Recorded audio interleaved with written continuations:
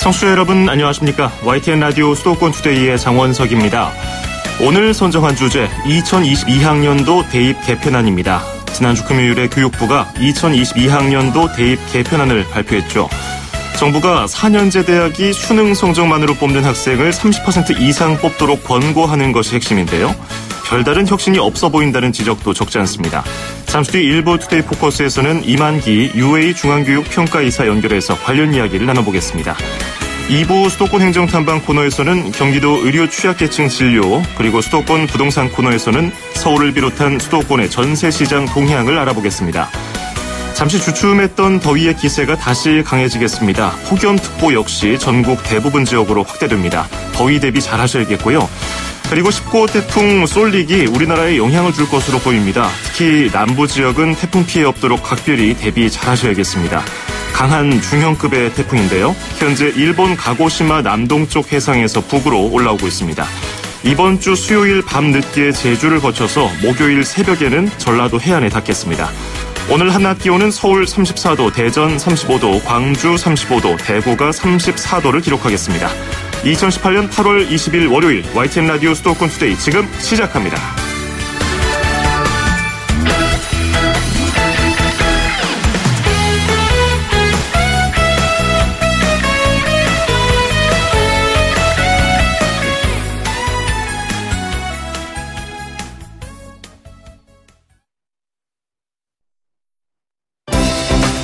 수도권과 관련된 소식은 모두 여기 YTN 라디오 수도권 투데이.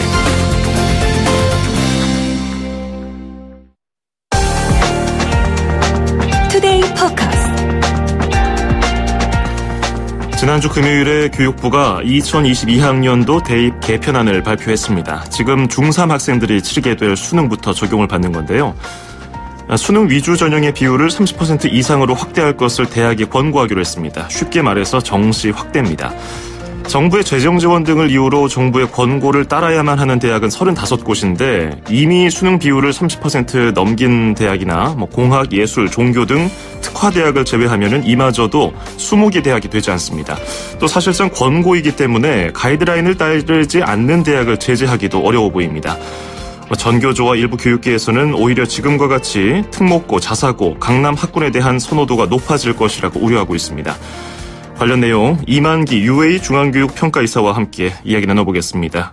이사님 안녕하세요. 네, 안녕하십니까. 이만기입니다. 예, 이번에 꽤나 긴 시간을 통해서 공론화 과정을 거쳤고요. 그리고 교육부가 지난주 금요일에 발표를 했는데요. 2022학년도 대입 개편안에 대해서 어떻게 평가하고 계시는지요?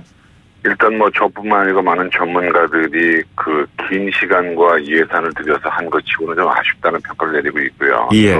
그동안 쭉 해온 얘기들에 지나지 않아서 전반적으로는 좀 미흡하다 이렇게 보고 있습니다. 예. 사실상 대통령 공약상으로 현 정부가 출범 시기부터 목표로 세웠던 수능 절대평가는 사실상 어려워 보이고 진보 보수할 것 없이 여러 곳에서 비판을 하고 있던데 교육부가 30%라는 수치를 내세웠는데 이게 지금과 별로 다를 게 없다는 점에서 그런 것 같은데요. 공론화 그렇습니다. 가정에서 네. 가장 후순위에 있었던 현행 유지가 최종 결정된 거잖아요. 왜 그렇습니다. 이런 결정을 내렸다고 보시는지요? 일단은 제1의제 같은 경우는 45% 정도 확대를 요구를 했고요. 그랬죠. 그런데 이제 시민참여단의 공론조사와 결과를 보면은 한 70% 정도가 30% 이상을 얘기했기 때문에 교육부는 아마 거기에 근거를 두고 30%를 정한 것 같은데 실제로 상당수의 대학들이 3%를 가지고 있기 때문에 예. 큰 변화는 없을 것 같습니다. 큰 변화가 없을 것이라는 우려, 많은 전문가들 또 일부 학부모들도 하고 있고 또 지금 학생들이 굉장히 혼란스러울 것 같은데 일단 걱정되는 것은 정시 확대를 자율에 맡기기로 했다. 그러니까 이미 네. 이제 수시 학생부 교과 전형 비율이 30% 이상인 대학의 경우는 이렇게 한다는 것인데 이건 어떤 의미가 있다고 볼까요? 지금까지 이제 대학들이 수시를 선호했던 이유가 예. 수시에 붙으면 정시 지원을 못하게 돼 있거든요. 그렇죠. 그래서 이제 학생들을 모집하는 데 상당히 도움을 주었는데 일괄적으로 3% 정시 모집을 규정하게 되면 지방대학이나 전문 대학들은 충원의 어려움을 겪어요. 그래서 그런 대학들을 배려하기 위해서 학생부 교육과정의 30%인 대학들은 면제해주는 그런 규정을 만든 것 같습니다. 예. 이렇게 정시 비중을 늘리게 되면은 교육부가 설명하는 것은 어떤 효과를 기대한다고 하고 있나요? 사실 이제 이렇게 정시 수능 비중이 늘어나게 되면 그동안 언론에 나온 것처럼 내신이 불리했던 고등학교 학생들이 유리하게 되죠. 이를테면 자사고라든가 특목고라든가 아니면 비평준화 우수 고등학교 학생들이 유리하게 되면서 또 더불어서 내신이 불리했던 소위 그 강남 서초학군의 일반고 학생들이 유리해지는 사태가 오기 때문에 예. 한마디로 정리하면 내신이 나빴던 수험생들에게 기회가 생긴다 이렇게 얘기할 수 있습니다. 그리고 수능 평가 방식과 관련해서도 이번에 바뀌는 점이 있더라고요. 어떤 것들이 구체적으로 바뀌는지 설명을 해주실까요? 이제 수능의 평가 방식은 두 가지입니다. 상대 평가가 있고 절대 평가가 있는데 예. 지금까지는 상대 평가를 유지를 하면서 한국사와 영어에 대해서만 절대 평가를 했는데 올해 중3부터는 거기에 하나 더해서 제2외국어 한문까지도 절대평가를 하고 이렇게 바뀌게 됐고요. 또 무엇보다도 중요한 것이 수능의 과목 구조가 바뀌게 됩니다. 이를테면 그동안 출제하지 않기로 했던 수학에서 기하나 과학 2를 출제하게 되고요. 또 더불어서 올해 그러니까 이번에 중3부터 그 국어에서 하고 수학에서 공통 과목 플러스 선택 과목이 생기기 때문에 예. 그런 큰 변화가 있습니다. 물론 이제 교육부의 생각은 학생들의 부담을 줄이고 선택권을 강화한다는 것인데 실제로는 아마 학생들에게는 부담이 늘 거로 예상하고 있습니다. 예. 그런데 대학에 앞서 설명드렸던 그런 것처럼 자율권을 준다고 하면 학생부 종합전형이 크게 줄지 않을 것이라는 전망도 나오고 있거든요. 그 학생부 종합전형에 대한 신뢰도, 의구심 갖는 목소리는 꾸준히 이어지고 있는데 이 부분은 어떻게 좀 진행될 것으로 보이시는지요? 이번에 대입제도 개선의 출발점이 실은 학종의 공정성에 대한 논의에서 출발이 된 거거든요. 예. 그런데 이제 사실은 이번 조치의 가장 핵심이 학종에 대한 얘기가 될 거라고 생각을 했는데 실제는 그렇지 않았고요. 지금까지 나온 걸 보면은 일단 학생부 종합전형 신뢰도를 높이기 위해서 고등학교 학생부의 기재 내용을 개선하는 조치를 취했습니다. 이를테면 수상 경력이나 자율 동아리에서 제약 조건을 많이 두어서 함부로 기재하지 못하게 한다거나 아니면은 그동안 사교육비를 가장 많이 잡아먹었다고 하는 그 소논문 같은 것들을 못 쓰게 해서 일단 학생부 종합전형의 신뢰도를 제고하기 위해서 학생부를 개선했다 이렇게 얘기할 수 있습니다. 예. 근데 올해 시행된 2015 개정 교육과정하고 앞으로 2022학년도 대학 개편안, 대입 개편안 이런 평가 방식, 이 두 가지 교육과 평가에 괴리가 생긴다는 지적도 이번에 나오고 있거든요. 이 부분은 어떻게 좀 평가하고 계신지요? 그렇습니다. 이번에 이를테면 2015 개정교육과정의 의지는 사실 선택형이고요. 예. 또 수험생들이 다양한 과목을 들을 수 있게 이렇게 조치를 취해놓은 것인데 실제로 이 수능 시험이 이렇게 실시가 되게 되면은 애들이 특정 과목으로 몰릴 수밖에 없는 이를테면 점수 따기 쉬운 과목으로 몰릴 수밖에 없는 일이 벌어지기 때문에 실제로 교육과정의 운영과 수능 제도와의 괴리가 지금 벌어지게 되어 있습니다. 예. 그 대입 전형이 이런 식으로 시행이 되면 오히려 서울 지역 대학하고 지방 대학 간의 유불리가 좀 심화되진 않을까 이런 우려도 또 있고요. 또 정시 확대를 할지 말지를 재정 지원 사업과 연계한다는 방침도 세우고 있는데 이 부분은 어떤 입장을 가지고 계신지요? 실제로 이렇게 입시가 변하게 되면 예. 서울 지역 대학들은 대처 방안이 좀 빠르기도 하고 또 여건이 굉장히 좋기 때문에 대처가 금방 가능한데 지역 대학들은 좀 어려움이 있습니다. 그런 점이 좀 심화될 것 같고 또 정시 확대 여부를 재정 지원 사업과 연계하게 되면 만약에 대학들이 우리가 돈이 필요 없다라고 하면은 교육부의 지시를 거부할 수도 있거든요. 왜냐하면 오늘 아침 언론을 보니까 당장 포항공대 총장님께서는 교육부의 지시를 거부하겠다 이렇게 말씀을 하셨기 때문에 실제로 이건 좀 시간이 좀 지나봐야 윤곽이 좀 잡힐 것 같습니다. 그렇죠. 그렇게 포항공대 사례 들어주셨지만은 공학 혹은 뭐 종교, 예술 이런 특화 대학들은 특히나 더 이런 권고에 대해서 뭐 지시를 굳이 따르지 않아도 되겠다 이런 분위기가 형성되어 있는 것 같기도 하고요. 그것에 대해서 뭐 제재를 할 수 있는 방법이 없기 때문에 그 추후에 그 방안도 또 조정이 돼야 될 것 같다는 생각이 듭니다. 그렇습니다. 근데 교육부 설명에 따르면요, 35개 대학이 수능 전형 비율을 30%로 높여주면 수험생 5,350여 명이 추가로 수능 전형에 입학을 한다고 해요. 그래서 네. 2022학년도에는 입학 정원이 41만여 명이고 대입 시험 인원이 32만여 명으로 추산이 되고 있다고 하는데 이 부분에 대한 문제는 없을까요? 실제로 이제 정시 확대라고 하는 그 테마가 주어졌기 때문에 예. 많은 수험생 부모들이 실제로 정시가 엄청나게 늘어나는 것처럼 이해하기 쉬운데 이것이 이제 자칫 착시 현상을 가져올 수 있는 것이 5천 명 정도면 그렇게 많이 늘어나는 게 아니거든요. 예. 그러니까 그거를 보고 뭐 중3 수험생 여러분들이 자사고나 특목고에 대한 그 어떤 열풍이라고 생각을 해서 지원을 한다거나 뭐 이런 그 오해 여지가 좀 있어서 그게 좀 걱정이 됩니다. 예. 그 업계에서는 이번 공론화 과정에서 어떻게 이번 공론화 과정을 어떻게 보는지도 궁금한데요. 그 국가교육회의 대입제도 개편 공론화위원회 여기서 여러 뭐 논의 과정을 거치고 각계의 전문가들이 모여서 긴 시간 얘기를 나누지 않았습니까? 네. 기대를 어느 정도 많이 하고 계셨을 것 같은데요.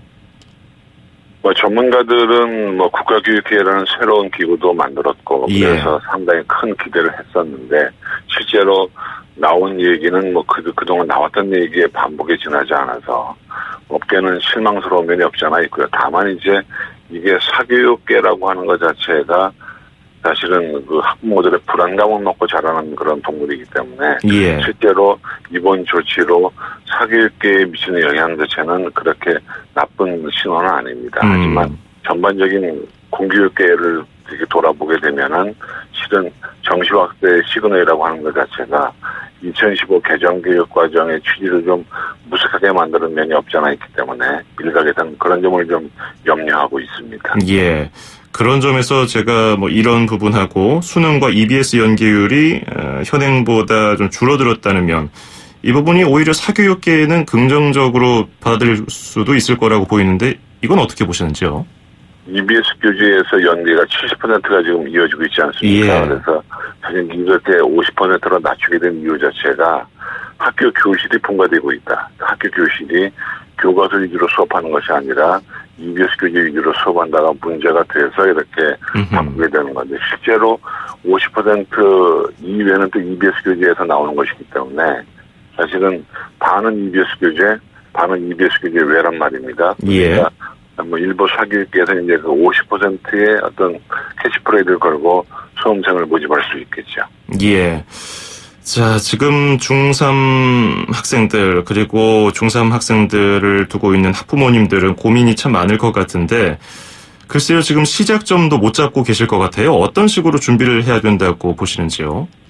제도가 복잡할수록 기초학력의 중요성이 대두가 되거든요. 그러니까 제가 볼 때는 제도의 흔들림에 너무나 휩싸이지 마시고 구체적인 건 천천히 나올 테니까 일단은 학교 수업에 충실하면서 수학이나 국어나 영어나 이런 도구 교과의 기초학력을 쌓는데 좀 힘을 써주면 좋겠다 이렇게 부탁드리고 싶습니다.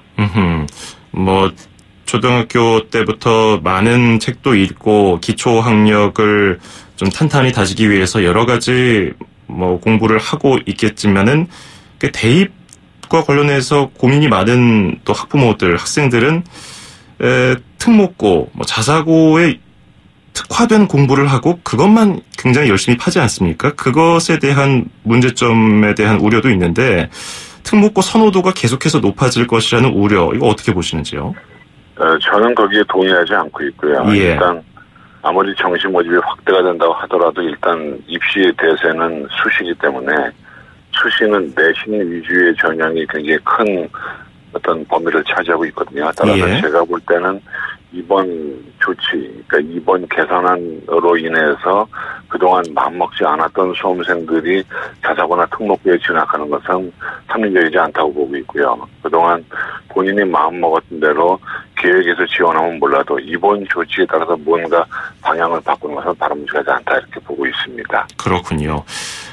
대학들 역시 뭐 전형 유형별로 고민이 있을 텐데 이미 30% 이상 수능으로 학생을 뽑았던 대학들은 그 외의 비율에 대해서는 학종을 더 강화시킨다든지 다른 조치를 할 것으로도 보이는데 이런 식으로 선발 비율에 좀 큰 변화를 주진 않을까요?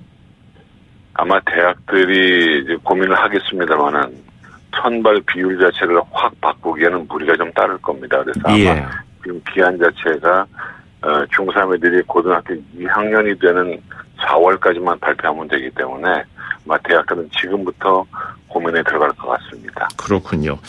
이게 문, 이과 구분을 사실상 좀 그 벽을 없애면서 다양한 공부를 할 수 있도록 창의 인재를 키우겠다는 정부 방침이었는데 앞으로는 이 교육부라든지 앞서 그 국가교육회의에서 공론화가 또다시 이루어지게 된다면 어떤 방향으로 나아가야 된다고 보시는지요? 일단은 우리나라의 가장 큰 맹점이 뭐냐면 입시 제도를 가지고 학교 교육을 좌지우지하겠다는 그런 생각들이거든요. 예. 제가 볼 때는 교육 과정이 있은 다음에 입시 제도가 나오는 거지 입시 제도를 가지고 교육 과정을 좌지우지하려고 하는 것은 그렇겠다는 생각이 들어서 제가 볼 때는 뭐 입시 제도에 주안점을 두지 말고 교육 과정에 충실한 운영, 교실 교육의 혁신 이런 데 초점을 두는 것이 백년지대에 맞는 정책이 아닌가 생각하고 있습니다. 예, 알겠습니다. 오늘 도움 말씀 잘 들었습니다. 고맙습니다. 네, 고맙습니다. 네, 지금까지 이만기 UA 중앙교육 평가 이사였습니다.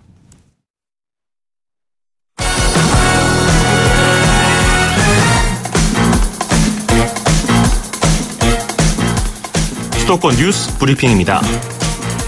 경기도가 올해 경기라는 지명사용 1000년을 기념하기 위해 마련한 각종 행사가 다음 달부터 도내 곳곳에서 본격적으로 펼쳐집니다. 우선 다음 달 10일부터는 수원에 있는 옛 서울대 농생대 부지에 조성한 경기 상상캠퍼스에서 경기 1000년의 과거와 현재, 미래를 조망하는 아카이브 전시 행사를 2개월 동안 진행합니다. 경기도는 또 경기문화재단과 함께 오는 10월 19일부터 사흘 동안 역시 경기 상상캠퍼스에서 새천년 미래 비전 선포식을 겸한 경기 천년 대축제를 개최합니다. 이 축제는 생태예술전, 오두막 캠프, 숲 체험 행사 등 다양한 내용으로 꾸며질 예정인데요. 경기도는 아울러서 경기 문화의 우수 콘텐츠를 담은 인문교양도서 100개를 선정해서 경기 천년 빛나는 정신문화를 발간하기로 하고 다음 주부터 도민들로부터 추천을 받을 예정입니다. 서울 지하철 1호선에서 8호선을 운영하는 서울교통공사가 예비 인원 33명을 포함해서 신입사원 655명을 공개 채용한다고 밝혔습니다. 채용 규모는 지난해와 비교했을 때 67% 늘었습니다. 예비 인원은 임용 포기 등에 대비한 것으로 최종 합격자와 똑같이 신규 양성 교육을 받은 뒤에 결혼 발생 시에 임용될 예정입니다. 장애인 등 사회적으로 배려가 필요한 사회적 약자 채용 인원은 167명으로 역대 최대 수준입니다. 원서 접수는 오는 24일부터 31일까지 서울교통공사 홈페이지에서 온라인으로 진행합니다. 인천시 동구가 성소수자 행사인 퀴어 문화축제 관내 개최를 사실상 허가하지 않았습니다. 인천 퀴어 문화축제 조직위원회는 다음 달 8일 동인천역 북광장에서 인천 퀴어 문화축제를 개최하겠다며 광장 사용 신청서를 지난 10일에 요구했는데 주차장 확보 문제로 동구는 광장 사용 신청을 반려했습니다. 신청서를 검토했던 동구는 이 행사가 2천여 명이 참여하는 대규모 행사임을 고려해서 안전요원 300명과 주차장 100면을 마련해 다시 신청해달라고 조직위에 요구했지만 행사 조직위가 주차장을 확보하지 못하자 동구는 광장 사용 신청을 반려했습니다. 행사 관계자는 하루 만에 보안요원과 주차장을 마련하라는 것은 사실상 성소수자 행사 개최를 막겠다는 의도라고 반발했습니다. 인천시 동구는 조직위의 주장은 사실과 다르며 구체적인 안전교통 대책 없이는 광장 사용 허가를 내줄 수 없다는 입장입니다. 지난해 사드 갈등으로 급감했던 한중 카페리 여객이 올해 들어서 증가세로 돌아서면서 보따리상도 늘어난 것으로 집계됐습니다. 올해 상반기 인천과 중국 10개 도시를 오가는 카페리를 이용한 보따리상은 12만 1천여 명으로 지난해 상반기 11만 7천여 명보다 4% 증가했습니다. 인천에서 중국 카페리를 이용한 순수 관광객 증가율 8%보다는 낮지만 지난해 3월 중국 정부가 금한령을 내린 이후 농공산품 반출입을 엄격히 제한하면서 대폭 감소했던 보따리상이 상당 부분 회복됐습니다. 올해 상반기 순수 관광객과 보따리상을 합친 인천에서 중국 카페리 누적 여객 수는 31만여 명으로 지난해 상반기보다 2만 명 가까이 늘었습니다. 창의 어린이 놀이터에서 어린이들의 신체 활동과 상상력이 더 활발한 것으로 나타났습니다. 서울시는 연세대 산학협력단에 창의 어린이 놀이터 평가 용역을 실시한 결과 이같이 조사됐다고 밝혔습니다. 신체 활동의 가장 높은 수준으로 분류되는 달리기와 바퀴 달린 기구 타기 등이 창의 어린이 놀이터에서 많이 일어난 반면에 일반 어린이 놀이터에서는 그네 타기, 던지기와 잡기가 많은 것으로 나타났습니다. 또 상상력을 촉진하는 가상놀이 등이 더 자주 이루어졌고 이용객 수와 시간 역시 창의 어린이 놀이터가 일반 놀이터보다 많은 것으로 집계됐습니다. 지난 2014년부터 시작한 창의 어린이 놀이터란 기존의 낡고 노후한 놀이터를 아이들 눈높이에 맞춰서 새롭게 만든 것으로 서울시는 연말까지 91곳을 조성할 예정입니다. 경기도 교육청이 학교에 적응하지 못하는 학생들의 학업 중단을 예방하기 위해서 대안교실을 확대합니다. 대안교실은 학교 부적응 학생들의 학업 중단을 예방하고자 교내 공간을 활용한 곳으로 상담과 치유에 중점을 둔 별도의 교육 과정을 제공합니다. 주로 공동체 체험과 자기개발, 진로, 직업개발 등의 프로그램이 진행됩니다. 참여를 원하는 학생은 학부모 동의를 받아서 신청한 뒤에 담임교사 추천을 받아야 합니다. 서울로 7017에서 물놀이도 하고 영화도 볼 수 있는 도심 속 휴가지가 펼쳐집니다. 서울시는 오는 22일부터 26일까지 서울로 7017 만리동 광장에서 물놀이와 영화 감상, 공연, 놀이체험으로 구성된 2018 서울로 여름축제 서울로 고를 진행한다고 밝혔습니다. 지름 1에서 2m 정도 되는 20개의 원형 수용풀로 구성된 물놀이장은 물에 젖지 않는 책 100권과 물총 등 물놀이 장난감을 가지고 놀 수 있도록 조성했습니다. 또 저녁 시간 아이들과 함께 모아나 등 애니메이션 영화도 보고 훌라 댄스팀 공연 등도 감상할 수 있습니다. 지금까지 수도권 뉴스 브리핑이었습니다.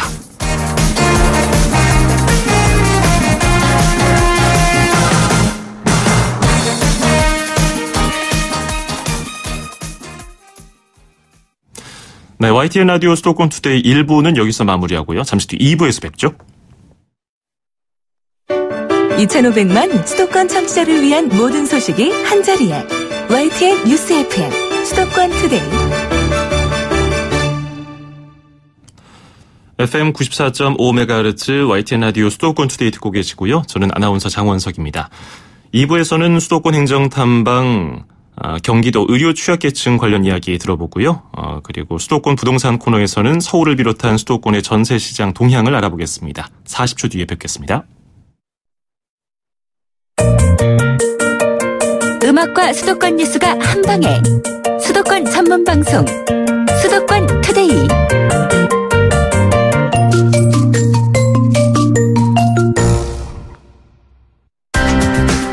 서울, 경기, 인천, 짚고 수도권 정부의 핵심이 바로 여기에 수도권 행정탐방. 네, 수도권 행정탐방 오늘은 경기도로 떠나보겠습니다. 경기도 의료원에서는 의료 사각지대에 놓인 의료 취약계층 진료에 힘을 쏟고 있다고 합니다. 조미숙 경기도 의료원 운영본부장과 이야기 나눠보겠습니다. 조 본부장님 안녕하세요. 네, 안녕하세요. 조미숙입니다. 네, 일단 경기도 의료원이 어떤 역할을 하고 있는지부터 소개 부탁드리겠습니다. 경기도 의료원은 6개의 병원이 있습니다. 남부에 수원, 안성, 이천 3개 병원이 있고요. 그리고 북부에 의정부, 파주, 포천 3개 병원이 있는데요. 또 전국에서 유일하게 경기도 의료원이라는 본부라는 조직을 갖고 있습니다. 그래서 6개 병원이 공익사업을 위한 사업과 그 행정 컨트롤 타워 역할로 이 업무를 진행을 하고 있습니다. 네. 경기도 의료원은 그 의료 사각지대 있는 의료 취약계층을 위해서 공공의료 사업을 추진하고 있다고 하는데 아직 잘 모르는 분들을 위해서 설명해 주신다면요? 예, 경기도의료원에서는 지금 민간이 하기 힘든 미충족 부분에 대한 부분들의 그 공공의료 사업을 하고 있는데요. 네. 먼저 그 본인부담 진료비 지원 사업이 있습니다. 취약계층 대상자가 그 본인부담 진료비 지불 능력이 할 수 없는 진료비 지원 사업 하고 있고요. 특히 중증 장애인이 치과 진료를 받을 수 없을 때 그 지원을 하기 위한 치과 지원 사업, 가정간호 사업이 있고요. 또 청소년하고 아동들이 치료할 수 있는 행복치아 만들기 사업과요. 북한 이탈 주민의 의료 지원 사업과 그다음에 민통선 주민들이 건강관리 사업, 또 외국인 근로자하고 다문화 가정들이 하는 의료 지원 사업과 최근에 유행하고 있는 그 간호간병 통합 서비스 그 지원 사업을 하고 있습니다. 그러면 이런 사업들이 구체적으로 어떤 분들에게 혜택이 돌아가고 금액은 어느 정도까지 지원이 되는지도 좀 알려주세요. 네, 대표적인 사업을 지금 설명을 드리면요. 네. 취약계층 진료비 지원 사업 같은 경우에는 그 경기도 내 의료 취약계층의 그 위기 상황에 놓인 대상자들을 하고 있습니다. 그래서 의료급여 환자, 그다음에 차상위 계층, 세터민, 다문화 가정. 그래서 전체 중위소득의 약 하위 50% 이하인 도민에게 연간 1인당 500만 원까지 본인 부담 진료비를 지원해주고 있고요. 예.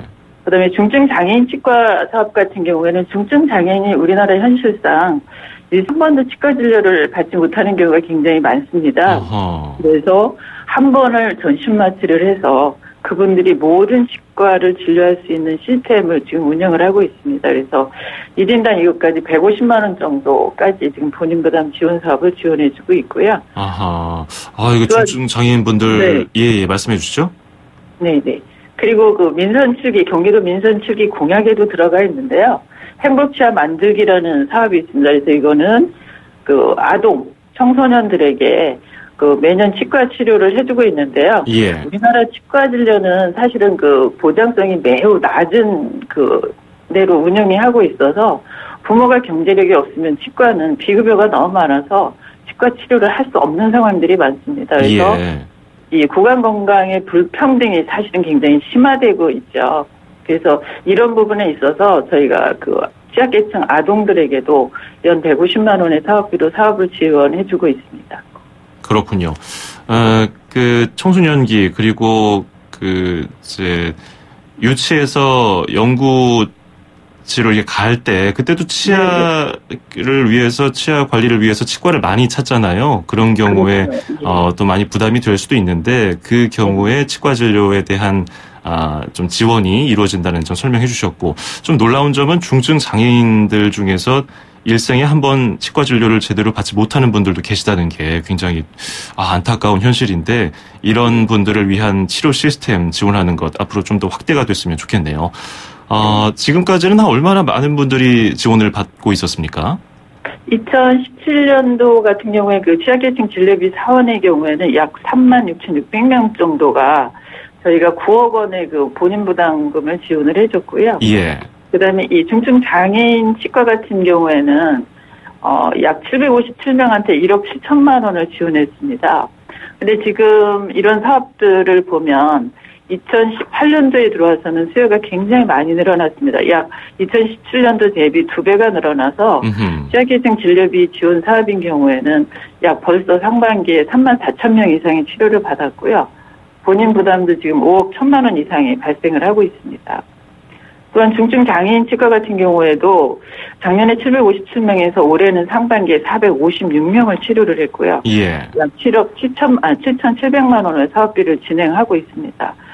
더군다나 청소년 아동에 대한 행복치아 만들기 사업의 경우에는 지금 현재 저희가 자체 사업비로 약 1억 5천만 원을 들여서 했는데요. 이게 대부분 1년에 이 금액으로도 모자랄 만큼 지금 많은 수요가 요구되고 있는 그런 사업들입니다. 경기도 의료원에서 공공의료 사업을 어떤 식으로 진행하고 있고 또 얼마나 많은 분들이 혜택을 받았는지 또 어떤 분들이 혜택을 받는지 설명을 드렸는데 그러면 신청은 어떤 식으로 할 수 있을까요? 네네. 우선 경기도의료원 홈페이지에 들어가 보면 본인이 받을 수 있는 사업 내용에 들어서 정확하게 설명이 되어 있고요. 예. 6개 산하병원에 저희 경기도는 유일하게 공공사업과라는 과를 운영을 하고 있습니다. 그래서 문의하시면 어떤 혜택을 어떤 부분에서 받을 수 있는지 자세하게 안내를 해드리고 있습니다. 경기도 의료원에서 시행 중인 공공의료사업을 신청하려면은 경기도 의료원 산하 6개 병원 공공사업과에 문의하시면 되고 편하게는 병원별 홈페이지에서 확인할 수 있다고 하니까 꼭 한번 들어가 보시면 좋을 것 같고요. 끝으로 그 의료 취약계층 진료 강화에 대한 이야기 한 말씀 하신다면요. 사실은 공공의료기관이 굉장히 이 수익적 사업과 공익적 사업에 굉장히 충돌이 많이 일고 있는 그런 기관이기도 합니다. 예. 하지만 경기도의료원은 의료 사각지대에 있는 취약계층에 대한 그 지속적인 저희가 발굴을 지원하는데 열심히 힘쓸 거고요. 앞으로 경기도에서 공공의료 사업이 더욱 확대될 수 있도록 최선의 노력을 다하고자 하고요. 여기서 경기도민의 신뢰와 기대를 의료 부분에서는 가장 충족시킬 수 있게 최선을 다하려고 하고 있습니다. 네, 의료 사각지대라는 말이 없어지도록 좀 노력 부탁드리겠습니다. 오늘 말씀 고맙습니다. 네, 감사합니다. 네, 지금까지 조미숙 경기도 의료원 운영본부장이었습니다.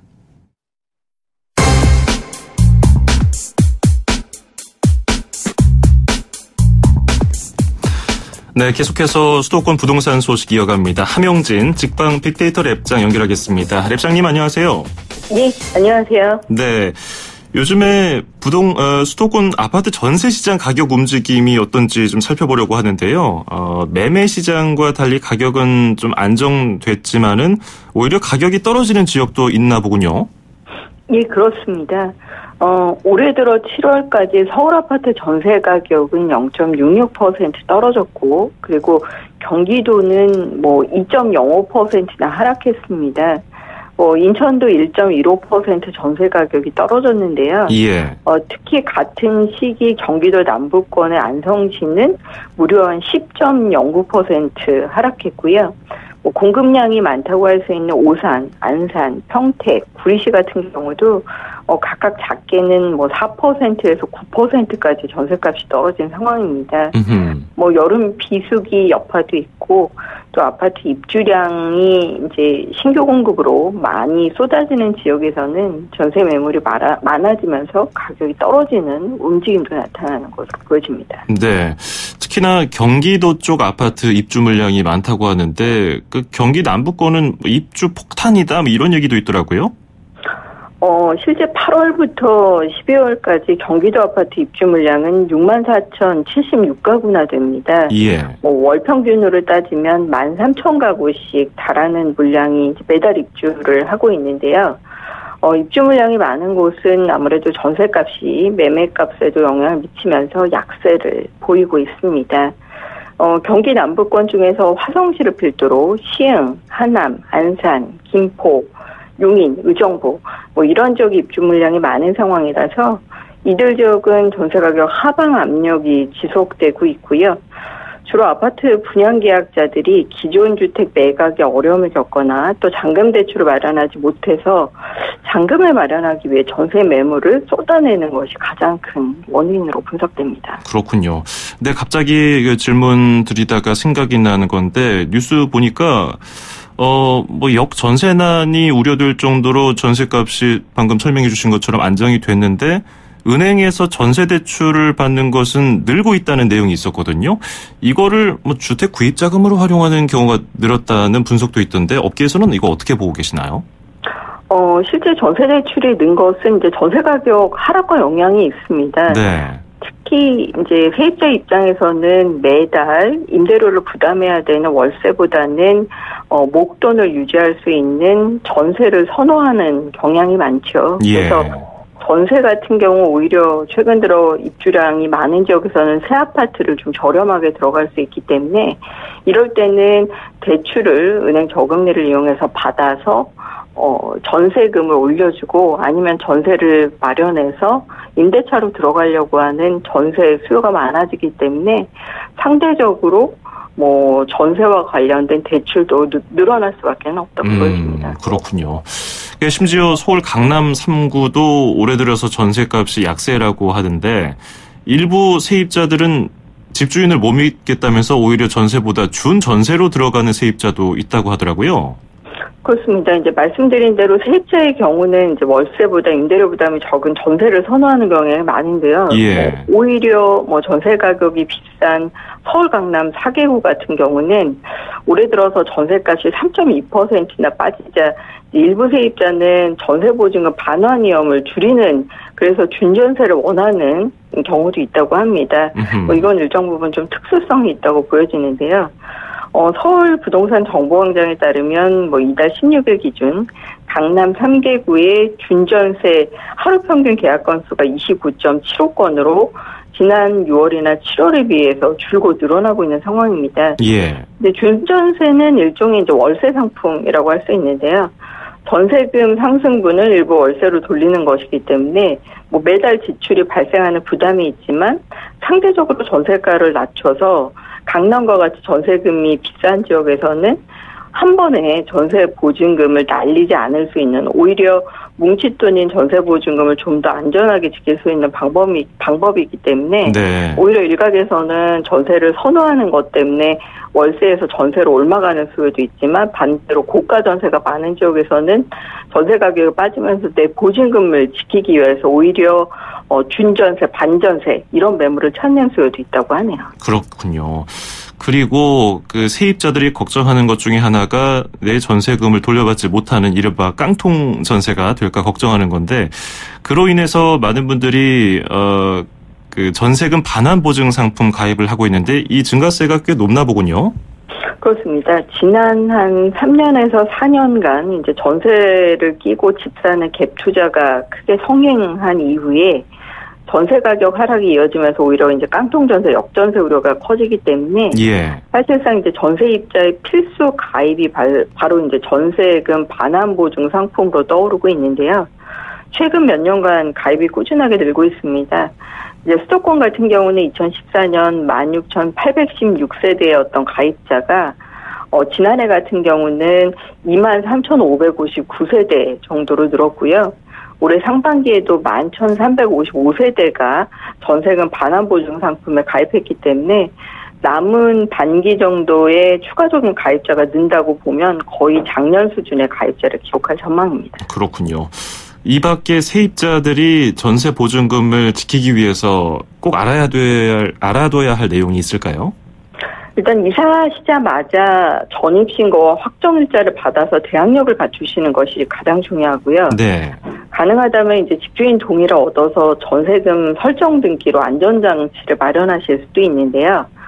이제 전세권자는 임차권과는 달리 이제 직접 거주하지 않으셔도 대항력이 있기 때문에 이제 보증금을 보호받을 수 있고 또 집주인이 전세 보증금을 돌려주지 않을 때 소송을 거치지 않고 바로 경매 신청을 할 수 있다는 것이 장점입니다.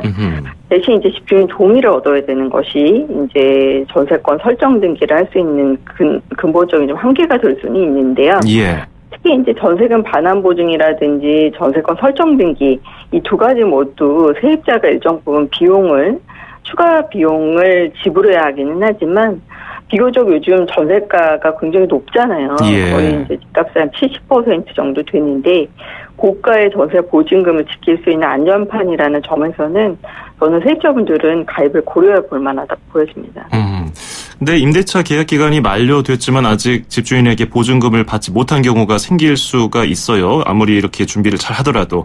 그래서 보증금 반환 청구 소송을 할 때 그 방법으로 인한 수고로움 그리고 소송비를 아낄 수 있는 방법이 있을까요?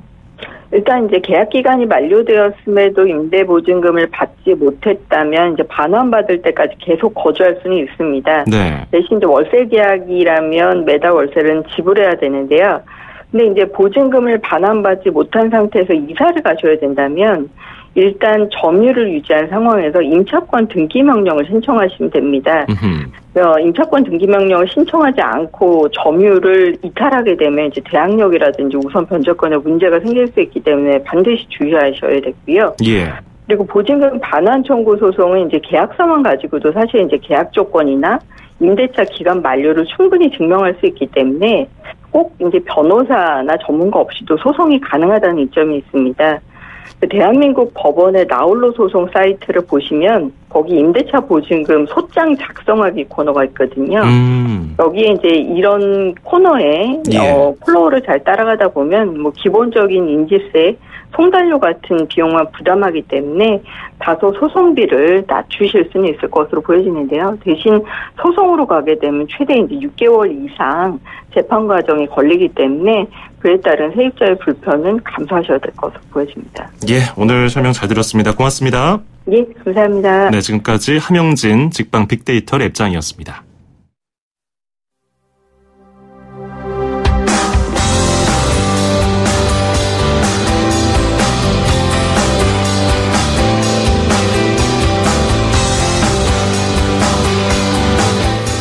네, 오늘 YTN 라디오 수도권 투데이에서 준비한 소식은 여기까지고요. 또 한 주가 시작됐습니다. 활기찬 일주일 보내시길 바라겠습니다. 저는 마이앤트메리의 공항 가는 길 들으면서 내일 아침 9시 10분에 뵙겠습니다. 장원석이었습니다. 고맙습니다.